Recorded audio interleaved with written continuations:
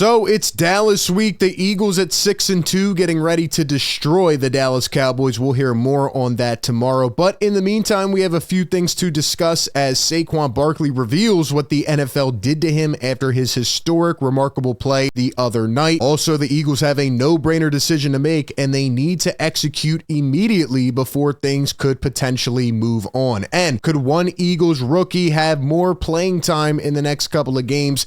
We'll hear the latest from Coach Nick Sirianni. But welcome into A to Z Philly. I'm RB. Do me a favor, like this video, go down below, subscribe to our channel, and help us hit our goal of 7K subscribers. I want to start it off with one nugget pertaining to Eagles Cowboys. I know I said we'll talk more about it tomorrow, but this is very interesting. A doctor here on Twitter, Jesse Morris, says that Dak Prescott partially tore the hamstring tendon off of his bone in the hip, and that this is usually a grade 2 of the semitendinosus tendon. Hopefully I'm saying that correct. Obviously I'm not a doctor, but he says this can take up to 6 weeks if there is surgery and up to 10 weeks to heal without surgery. So we knew that Dak was not playing this game on Sunday, but apparently things are much worse than expected. Obviously I don't want to see anybody ever get injured, even though the Cowboys fans did celebrate the Carson Wentz injury, which was very, very poor of them to do. But at the end of the day, man, the Cowboys are cooked. They are done. Their season is over. It is the Eagles and the Commanders vying for this division. I thought that's how it would be. It's what I predicted in the offseason, and that's what it's shaping up to be. So next week's game will be very interesting. Also, Saquon Barkley talked about his night the other night after his remarkable play, which will be remembered for many, many years. Honestly, I've never seen anything like it. I said right when it happened, and even on the post-game show, that it blew me away. Like my jaw was dropped. I've never seen a player do that, right? Not only to hurdle a guy, but to break the tackle, the spin, and the hurdle backwards. Saquon Barkley is just absolutely unbelievable. But he says that he got drug tested after the hurdle play via Air It Out. And this was posted from Bleacher Report. Listen, man, Saquon Barkley and any other player that does something incredible, that captures the attention of the masses, always has to get drug tests. I don't know why. Like, why do they always do this to these top players? Nonetheless, Saquon, you can drug test him all you want. He is absolutely stellar. He is incredible. He's everything that this Eagle organization paid for and more. I say we all petition to throw him in some extra change. That's how amazing he is. And right now, he is on pace to break the Eagles franchise record in a single season for rushing yards. He currently is at 925, and I mean, we haven't even played half of the games yet, ladies and gentlemen. So hopefully he stays healthy. But man, Saquon is just on a different level right now. And also, Saquon Barkley again awarded the NFC Offensive Player of the Week award. So he now has 3 of them in the first 8 weeks. And they said that he only had 3 in 74 games total during his career with the Giants. So 3 in 74 games with New York, and 3 in 8 games with Philadelphia. That is just absolutely incredible. And it just goes to show how the Giants are a poverty franchise who can never put the right pieces in place. And we saw just why, even on that Hard Knocks episode, just revealing, how bad of a direction they are in right now and where they're headed. And speaking of where we're headed, I cannot believe I'm saying this after 8 games, but the Philadelphia Eagles are headed for one of their best linebacker seasons in so long. I'm talking years and years. I mean, there's been guys who have come through this team who have been very beneficial and have attributed to winning. I mean, go back to the Super Bowl year, right? Bradham and Kendricks, and then, even TJ Edwards, who was amazing as an undrafted story. But I don't know that I've seen anybody play and make as much of a leap the way Zack Baun is. And according to Victor Williams here, Zack Baun is the second highest graded coverage linebacker this season. And the only player ahead of him in graded linebackers this season is 3-time All-Pro Fred Warner. Zack Baun has 79 tackles on the season. He has a forced fumble. He has 2 sacks. He has been everywhere and more. And I have never, ever been more happy to be wrong about a player. Now, you go back to 2020, he was on the Eagles draft board. I mean, he was on my draft board, right? He was picked in the 3rd round, and I thought the Eagles actually might have taken a stab at him. Then he goes to New Orleans and he gets forgotten about as a special teams guy. And I just did not expect him to come in to Philadelphia pretty much first time playing the position full time as a starter and to just perform this way. I mean, he's athletic. He's strong. He can cover. He can move everywhere. He makes tackles in the open field. This guy does everything. He literally does everything. And the time to pay him is right now. As Anthony DeBona says, forget about trading for anybody at the deadline. Eagles need to focus on signing Zack Baun to a contract extension. You got this guy on a 1-year, $1.6 million contract. And he has obviously played his way high into the market value.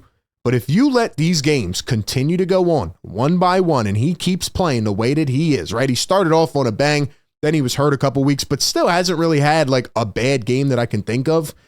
And he continues to play this way, his value is going to keep soaring. If the Eagles were smart and Howie Roseman was smart, they would get this deal done tonight, not tomorrow, not the next day, not after this game on Sunday. No, literally tonight. They need to pay Zack Baun. They need to get at it before he, has a chance to even hit the open market and just make sure he is here. This guy is 27, 28? He has a long future here in Philadelphia. He's just everything you can ask for, a very structured player. It seems like he likes being here. He's built up a really good friendship with Nakobe Dean, who's also playing good, by the way. Can't forget him. I can't believe it, but I think the Eagles actually have a stable linebacker core going into the next several years. And it's been a long time since we were able to say that. They neglect the position in the draft for the most part, and they usually don't bring guys in, right? It's always like the no-names who, they're just taking a chance on. But Zack Baun has been everything and more in terms of an investment. And Vic Fangio, was asked about Zack Baun because he was really the guy who advocated for him, right? Not a lot of interest in Zack Baun this summer. And he was asked about his evaluation and the ability to play inside linebacker when the Eagles signed him. And Fangio pretty much said in this clip that, while everybody wanted to take the easy way out and go for the big names, I always try to look at the intricate stuff, right? The extended details. I try to look deeper, and he just has really been high on this guy. And he says, I've never been the guy to just take the easy way out.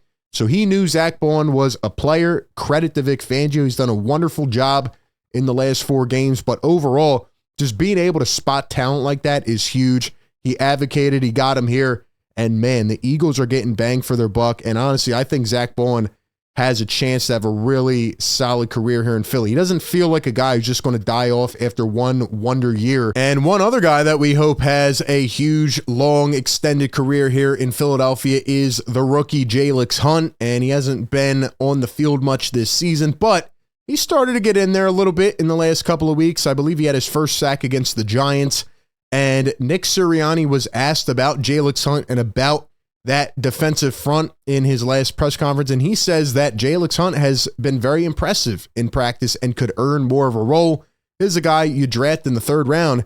You want those picks to be hits, Milton Williams a couple years ago. You need to get production out of these guys. I understand where they're at right now. They're kind of letting him develop, but, there wasn't much tape on this guy. He went to Houston Christian University, and I remember a lot of people saying, we just don't know enough about this guy, but he has started to put in some good reps. He's very athletic. He looks like he can be a player in the future.